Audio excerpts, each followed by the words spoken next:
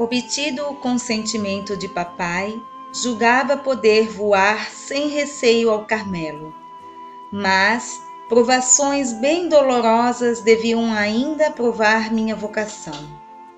Foi a tremer que confiei ao titio a resolução que tinha tomado. Prodigalizou-me todas as possíveis demonstrações de ternura. Não me deu, todavia, permissão de partida. Ao contrário, proibiu-me que lhe falasse de minha vocação antes da idade de 17 anos. Seria contra a prudência humana, dizia ele, fazer entrar no Carmelo uma criança de 15 anos. Sendo a vida de carmelita vida de filósofo aos olhos do mundo, seria prejudicar a religião deixar que uma criança inexperiente a abrace. Todo mundo faria comentários, etc, etc. Declarou até que seria muito bom um milagre para decidir e dar-me a permissão de partida. Bem vi que todos os raciocínios seriam inúteis, por isso me retirei com o coração imerso na mais profunda amargura. Meu único consolo era a oração. Suplicava a Jesus que operasse o milagre exigido, pois só a tal preço poderia atender ao seu chamado.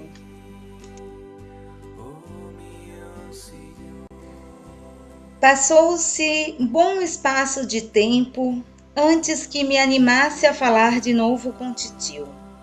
Era-me extremamente custoso ir procurá-lo, e da parte dele parecia que já nem pensava em minha vocação.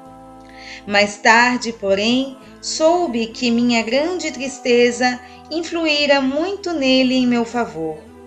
Antes de fazer despontar em minha alma um raio de esperança, quis o bom Deus enviar-me um martírio muito doloroso, que durou 3 dias. Nunca antes compreendi tão bem como nesta provação a dor da Santíssima Virgem e de São José quando procuravam o menino Jesus.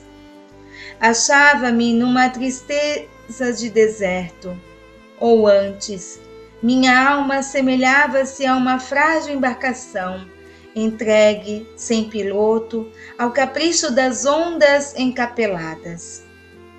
Eu o sei, Jesus estava ali a dormir em minha barquinha, mas a noite era tão escura que me era impossível enxergá-lo. Nada me aclarava, nem um relâmpago sequer vinha sulcar as nuvens tenebrosas. Não resta dúvida, é bem tristonho o clarão dos relâmpagos, mas se a tempestade pelo menos irrompesse abertamente, poderia eu enxergar Jesus por um instante.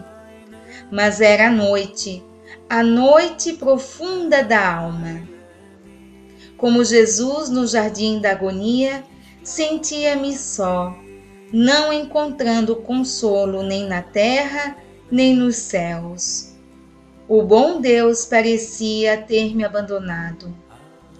A natureza dava a impressão de compartilhar minha amarga tristeza, pois que em 3 dias o sol não fez brilhar nenhum dos seus raios, e a chuva caía torrencialmente.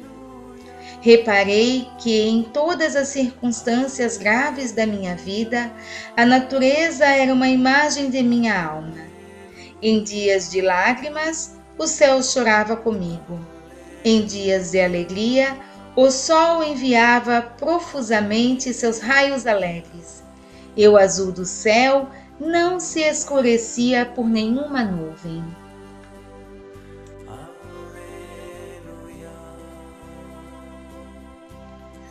No 4º dia final, que por sinal era sábado, dia consagrado à meiga rainha dos céus, fui visitar titio. Qual não foi minha surpresa quando ouvi dar-me atenção e fazer-me entrar no gabinete, sem que lhe manifestasse tal desejo. Começou por me passar suave repreensão, porque parecia ter medo dele. E disse-me depois que não era preciso pedir milagre, e que tinha unicamente rezado ao bom Deus que lhe desse um simples toque de coração, e foi atendido. Ah, eu é que não tive tentação de implorar milagre, porque para mim o milagre estava concedido. Meu tio já não era o mesmo. Sem fazer nenhuma alusão à prudência humana, disse-me que eu era uma florzinha que o bom Deus queria colher, e que a isso já não faria oposição. Verdadeiramente digna dele era a resposta definitiva. Pela terceira vez, esse cristão de uma outra idade permitia a uma de suas filhas, adotadas pelo seu coração, sepultar-se longe do mundo. Titia também foi admirável em delicadeza e prudência. Não me ocorre que, na minha aprovação, me tivesse tido alguma palavra capaz de agravá-la. Percebia que tinha grande compaixão de sua pobre Terezinha. Por isso, quando alcancei o consentimento do meu querido titio, ela me deu o seu, mas não sem me demonstrar, de mil modos, que minha partida a deixaria pesarosa. Pena é que nossos queridos familiares mal podiam imaginar ainda o que teriam. Mais 2 vezes de repetir o mesmo sacrifício. Mas, quando o bom Deus estendia a mão, sempre para pedir, não apresentava vazia. Dela puderam seus mais queridos amigos colher abundantemente a força e a coragem que lhes eram tão necessárias. O coração, porém, arrasta-me para muito longe do meu assunto, ao qual retorno quase que contra a vontade. Depois da resposta do meu tio, compreendeis, minha mãe, com que alegria retomei o caminho dos Bissonetes. Debaixo do belo céu, cujas nuvens se tinham dissipado por completo. Em minha alma cessara também a noite. Ao despertar, Jesus tinha me restituído a alegria. Acalmara o rumorejar das ondas. Em lugar do vendaval da provação, uma doce aragem enfunava minha vela. E eu acreditava que logo aportaria a abençoada praia que via bem perto de mim. Estava realmente bem próxima da minha barquinha.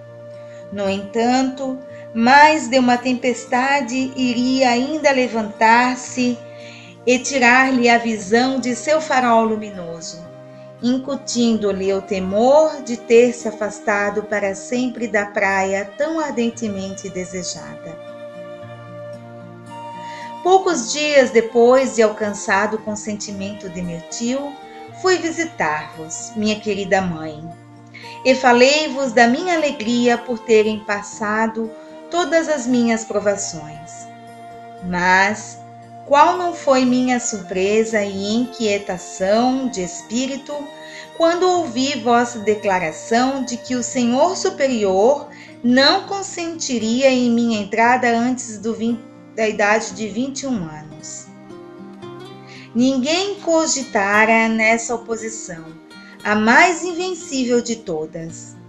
Ainda assim, sem perder a coragem, fui pessoalmente com papai e Celina à casa deste nosso padre, com o sentido de tentar comovê-lo, fazendo-lhe ver que eu tinha sim vocação para o Carmelo. Recebeu-nos muito friamente. Nada adiantou que meu incomparável paizinho juntasse suas instâncias às minhas. Nada pôde demover sua disposição de espírito. Disse-me que não havia perigo na demora, que podia em casa levar uma vida de carmelita e que nem tudo estaria perdido, ainda que não me castigasse com disciplinas, etc, etc. Acabou, afinal, acrescentando que não era senão delegado do senhor bispo, e que se eu mesmo quisesse permitir-me a entrada para o Carmelo, nada mais teria que objetar. Saí em prantos da casa canônica. Por sorte, ficava escondida debaixo do meu guarda-chuva, pois a chuva caía torrencialmente. Papai não sabia como consolar-me. Prometeu-me levar-me a Bayeux logo que manifestei tal desejo, pois estava decidida a atingir meus objetivos. Cheguei a dizer que iria até o Santo Padre, caso o senhor bispo me recusasse a permissão de entrar no Carmelo aos 15 anos. Muitas coisas aconteceram antes da minha viagem a Bayeux. Exteriormente, minha vida parecia inalterada. Estudava, tomava aulas de desenho com Celina, e minha habilidosa professora descobrira em mim muitas aptidões para sua arte. Crescia, sobretudo, no amor do bom Deus. Sentia no coração uns frêmitos, até então desconhecidos. Tinha, às vezes, verdadeiros transportes de amor. Uma noite, não sabendo como declarar a Jesus que o amava e quanto o desejava amado e glorificado em toda parte, veio-me o doloroso pensamento de que o inferno não poderia ele jamais receber um único ato de amor. Então declarei ao bom Deus que, para lhe dar prazer, de boa mente consentiria em ver-me ali imersa, a fim de que ele fosse eternamente amado nesse lugar de blasfêmia. Era de meu conhecimento que isso não poderia glorificá-lo, mas quando a gente ama, sente a necessidade de dizer 1000 desatinos. Se falava assim, não era porque o céu não excitasse minha ambição, mas, no caso, minha imagem do céu não era outra senão o amor, sentindo como São Paulo que nada poderia apartar-me do divino objeto que me fascinara. Antes de abandonar o século, o bom Deus deu-me a consolação de conhecer mais de perto almas de criança. Por ser a mais nova da família, nunca tivera essa aventura. Eis que as tristes circunstâncias que me proporcionaram. Uma pobre mulher, parente da nossa empregada, morreu na flor da idade e deixou 3 filhinhos. Durante sua doença, recolhemos em casa as 2 menininhas, a mais velha das quais não tinha ainda 6 anos. Dedicava-me a elas o dia inteiro e dava-me grande prazer verificar com que candura acreditavam em tudo que eu lhes falasse. Certo é que o santo batismo deposita nas almas um germe muito profundo das virtudes teologais, uma vez que já se manifestam desde a infância, e que a esperança dos bens futuros é quanto basta para levar à aceitação de sacrifícios. Quando queria ver minhas 2 filhinhas bem conciliadas entre si, no lugar de prometer brinquedos e balas a que condescendesse com a irmã, falava-lhes das eternas recompensas que o menino Jesus dará no céu às criancinhas bem comportadas. A mais velha, cujo raciocínio começava a desenvolver-se, fitava-me com os olhos a brilhar de alegria. Fazia-me 1000 graciosas perguntas a respeito do menino Jesus e do seu belo céu, e com entusiasmo me prometia condescender sempre com a irmã. Afirmava que nunca na vida esqueceria o que eu lhe tinha lhe dito, a grande senhorita, pois era assim que me chamava. Considerando de perto tais almas inocentes, compreendi qual não seria a desgraça de não as formar devidamente desde o despertar da razão, enquanto ainda se assemelham à cera mole, na qual é possível moldar o selo tanto da virtude como da maldade. Compreendi o que Jesus disse no Evangelho: melhor seria ser lançado ao mar do que escandalizar um só destes pequeninos. Oh, que de almas não chegariam à santidade se fossem bem orientadas. Bem sei que o bom Deus não carece de ninguém para fazer a sua obra, mas, assim como ele faculta a um jardineiro competente o cultivar plantas raras e mimosas, e para tanto lhe ministra a ciência necessária, e assim mesmo reserva a incumbência de fecundar, da mesma maneira quer Jesus ser ajudado no divino cultivo das almas. O que aconteceria se um jardineiro incompetente não enxertasse bem seus arbustos? Se não soubesse distinguir a constituição de cada qual e quisesse produzir rosas em pessegueiros? Faria morrer a árvore, que aliás era boa e capaz de produzir frutos. Assim, se torna necessário saber discriminar, já na infância, o que o bom Deus exige das almas, e coadjuvar a ação de sua graça, sem que a ultrapasse ou retarde. Da mesma forma que os filhotes de passarinhos aprendem a cantar, ouvindo seus pais, assim também as crianças aprendem a ciência das virtudes, o sublime canto do amor divino, no trato com as almas encarregadas de formá-las para a vida. Lembro-me que, entre os meus passarinhos, havia um canário que era um assombro quando cantava. Havia também um filhote de pitarroxo, ao qual prodigava meus maternais cuidados, porque eu adotara antes que ele tivesse a sorte de gozar liberdade. O coitadinho do prisioneiro não tinha pais que lhe ensinassem a cantar, mas, como ouvisse da manhã à noite os alegres gorjeios do canário, seu companheiro quis imitá-lo. Era uma tarefa difícil para um pintarroxo. Por isso, sua voz macia costuma afinar-se com o timbre vibrante do seu maestro de música. Era um encanto apreciar os esforços do coitadinho. Foram, porém, coroados de bom êxito, pois que seu canto, embora se conservasse muito mais suave, era absolutamente idêntico ao do canário.